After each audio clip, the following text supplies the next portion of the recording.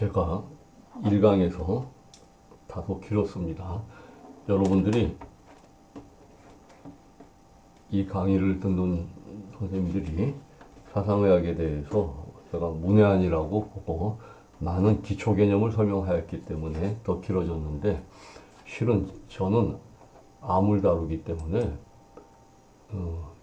기본적으로 조금 복잡한 기전들을 많이 설명할 수밖에 없습니다. 그리고 다소 좀 지루하시더라도 여러분들이 잘 들어보시고 나중에 생각을 해보시면 많이 도움이 되실 거라고 생각합니다. 그래서 어제 이어서, 어제 지금 제 브로그에 지금 한 장을 설명하는데 이렇게 시간이 걸리네요. 보니까 오늘은 암이 신생혈관에 의해서 자란다는 것, 이거의 목적은 왜 신생혈관이 자라는가를, 물과 연관이 있다는 것을 설명하기 위해서입니다. 제가 이 강의를 시작하기 전에 간단히 한번 먼저 설명을 해보겠습니다. 저는 신생혈관이 자라는 것을 환자들한테 설명할 때 나무로 설명합니다. 우리가 나무 물 많이 주면 어떻게 됩니까? 뿌리가 자랍니까? 안 자랍니까? 뿌리가 안 자랍니다. 가만히 앉아 있어도, 그죠? 물이 오는데 왜 노력합니까? 그러니까 가끔 부유한 가정에서 부모들 속썩이는 자식들이 하나둘 있어요. 왜? 공부 왜 하지? 집에 뭐 먹을 거 많고 입을 거 많고 돈도 있고 충분히 생활을 할 수 있는데 공부 왜 하지? 어려서부터 너무 풍요로운 환경에서 자라면은 노력을 안 하는 아이들이 있어요. 반면에 어려서 아유 나는 왜 좀 더 나은 가정에서 태어나지 못하고 왜 이렇게 아르바이트 하면서 학비 벌어가면서 고생하면서 해야 돼. 악착같이 열심히 해가지고 내가 우리 자식들한테는 이렇게 안 할 거야. 악착같이 노력을 하죠. 똑같은 겁니다. 나무가 물이 없으면요, 뿌리가 엄청 밑으로 내려갑니다. 우리 한의학에서 산삼하고 인삼하고 구별하는 방법이요. 산삼은 실은 비리비리해요. 굉장히 조그맣고 그 대궁도 약하고, 하지만 뿌리가 본체보다 몇 배, 뭐 10배까지도 이렇게 길게 내려가는 경우가 있어요. 왜 그러냐? 척박한 환경에서 엄청나게 물을 빨아들이기 위해서 뿌리가 자라버린 겁니다. 이걸 저는 암의 원리라고 봅니다. 자, 나무는 물이 충분하면, 물이 많이 주면 뿌리가 안 자라고, 가만히 있어도 물이 공급되니까 물이 없으면 뿌리가 물을 찾아서 깊이 땅 밑으로 내려간다. 그죠? 똑같은 원리입니다. 암에서 신생혈관이 자라는 원리는 세포가 산소 부족하기 때문입니다. 여러분들이 나중에 곰곰이 생각을 해보십시오. 우리가 신생혈관, 암을 먹여 살리는 신생혈관, 오늘 주제는 그겁니다. 왜 그런가? 물 없기 때문에 나무가 뿌리를 내리듯이 세포가 산소가 없기 때문에 산소를 받으려고 혈관을 많이 동원한 거다. 이렇게 이해를 하시면 됩니다. 그래서 여기에 대한 과학적 근거를 좀 설명을 하고 또 진행을 해보겠습니다.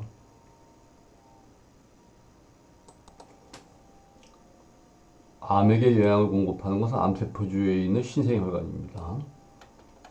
자, 이렇게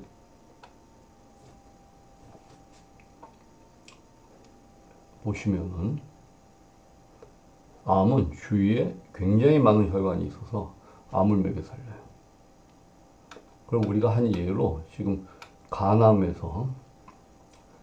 색전수를 합니다. 이 아래에 보는 CT는 간암 환자의 사진이에요.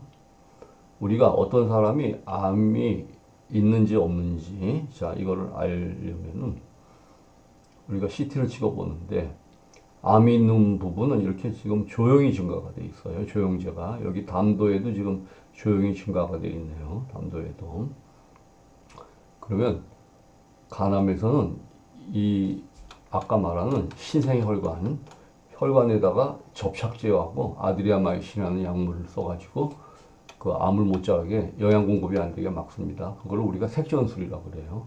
트롬보엠볼리즘이라고 그러는데 이게 간암 환자의 그 사진입니다. 여기를 이렇게 보니까 혈관 조영술을 한 거예요. 어마무시하게 많은 뿌리가 자라요. 자, 왜 이렇게 자랐을까? 우리 한번 생각을 해봐야 됩니다. 우리 세포는, 그죠? 우리 개별적인 이게 세포라고 한번 치면은요. 세포 안에 뭐가 있습니까? 미토콘드리아라는 기관이 있어요. 미토콘드리아.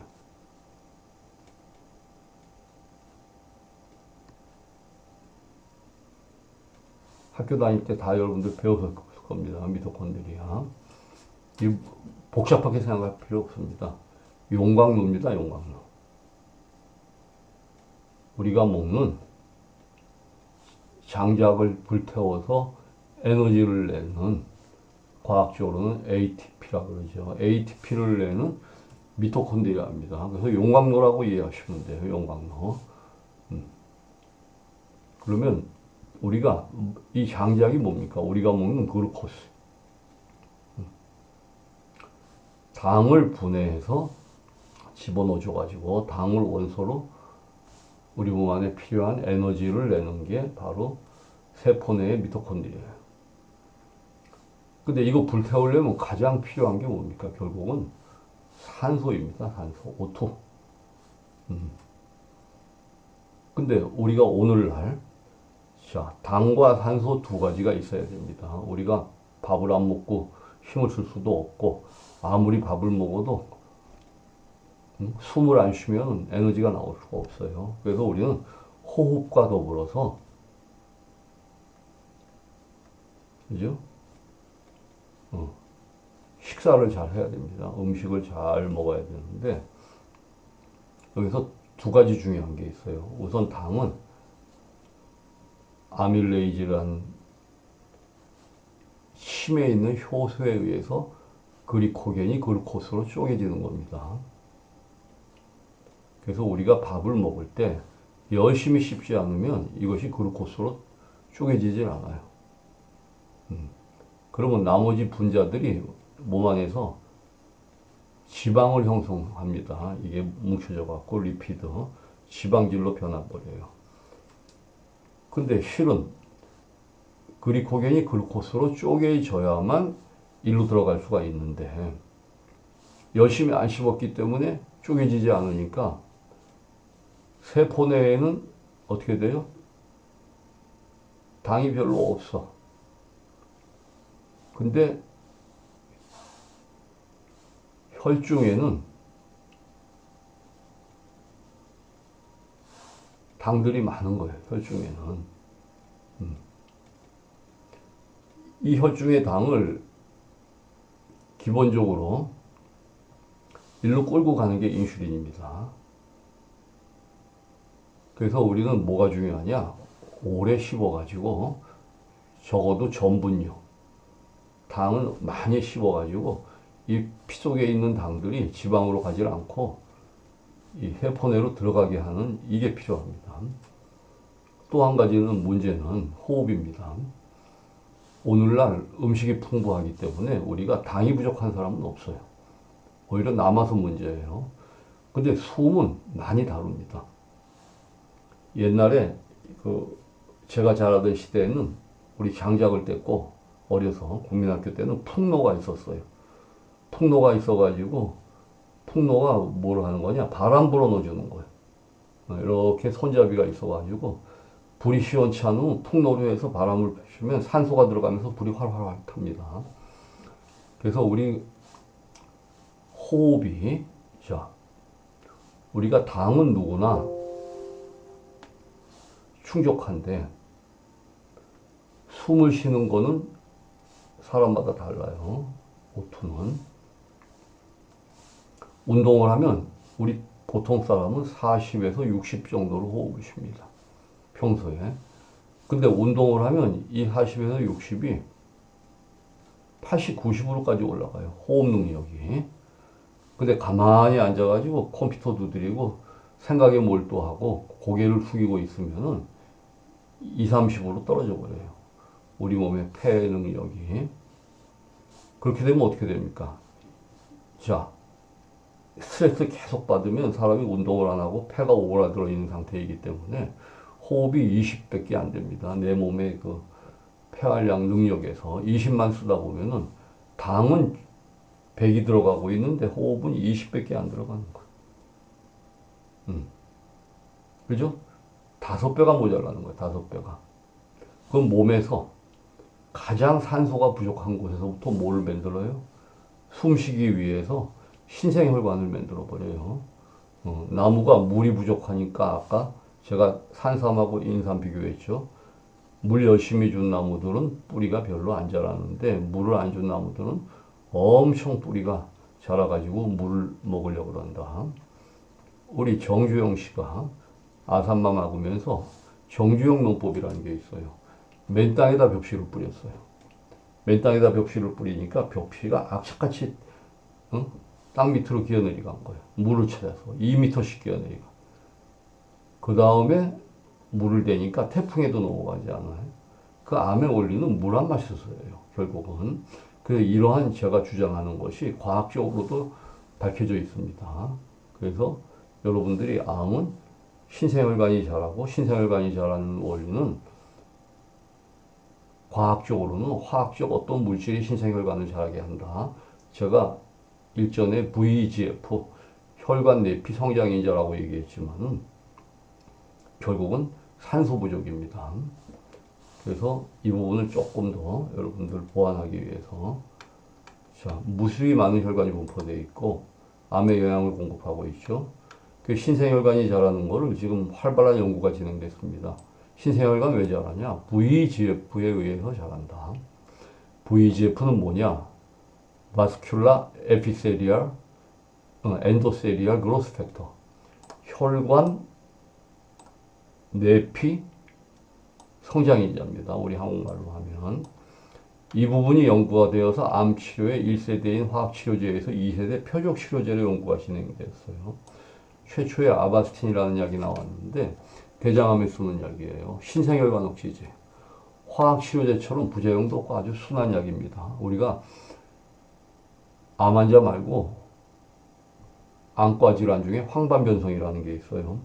그 황반변성도 똑같은 원리예요. 산소 공급이 안 되니까 일시적으로 산소 공급을 시키기 위해서 비정상적인 혈관이 막 생기는 거예요. 제대로 된 혈관이 아니고. 그러다가 그 혈관이 이제 오그라들면서 여러 가지 문제를 일으키는데 그때 이 황반변성의 신생혈관 억제제로 쓰는 게 아바스틴이라는 약물이에요. 제가 분류할 때는 이 아바스틴은 소음인 약물이에요. 아바스틴은. 이거는 제 개인적 견해입니다. 근데 제가 환자들을 체질이라는 입장에서 관찰하면서 저희 집은 주로 실패한 환자들이 오죠. 아주 말기 환자들이. 그 사람들이 약물을 썼던 과정을 쭉 살피면서 제가 항암제가 체질이 있다는 것을 분류하게 됐는데 아바스틴은 태음인한테 별로 안 듣는 것 같아요. 제 견해로는 소음인들한테는 아주 잘 듣습니다. 그래서 대장암 사기가 3개월밖에 못 산다고 그랬는데 아바스틴을 쓰고 나서 3년을 사는 거예요. 실제로 어떤 난소암 환자가 표준 치료 다 하고 복수 흉수 다 차가지고 의학적으로 보면 완전히 터미널 스테이지에서 왔어요. 난소암 환자가. 근데 이 환자가 아바스틴을 사용하면서 그 당시에 이게 한 5, 600 했을 거예요. 보험이 안 됐기 때문에. 그 복수 흉수가 다 빠지고 한 3년 정도를 살아가지고 저한테 온 경험을 제가 한번 한 적이 있어요. 그래서 그분이 소음인이어서 역시 소음인 체질이 아바스틴이 잘 듣는구나. 그래서 저와 협진하는 선생님들한테 저는 이걸 부탁을 합니다. 아바스틴 좀 써주십사. 그리고 결과들이 굉장히 좋습니다. 실은. 또 한 가지 말씀드릴 거는 이게 이제 표적 치료제인데 우리가 타켓 세라피죠. 타켓. 표적 치료제. 아까 말한 혈관 내피 성장 인자는 일종의 프로테인, 단백질이에요. 그러면 어떠한 단백질, 이 종류가 여러 가지가 있죠. 어떠한 단백질이 새로운 혈관을 만드느냐 해서 그 단백질을 형성을 제한을 해버리니까 신생혈관도 안 자라더라 이거예요. 그러니까 암이 영양을 못 먹어서 죽어버리더라. 근데 제가 가만히 보니까 이게 체질 개념이에요. 제가 말하는 소음인약, 태음인약, 소양인약, 체질 개념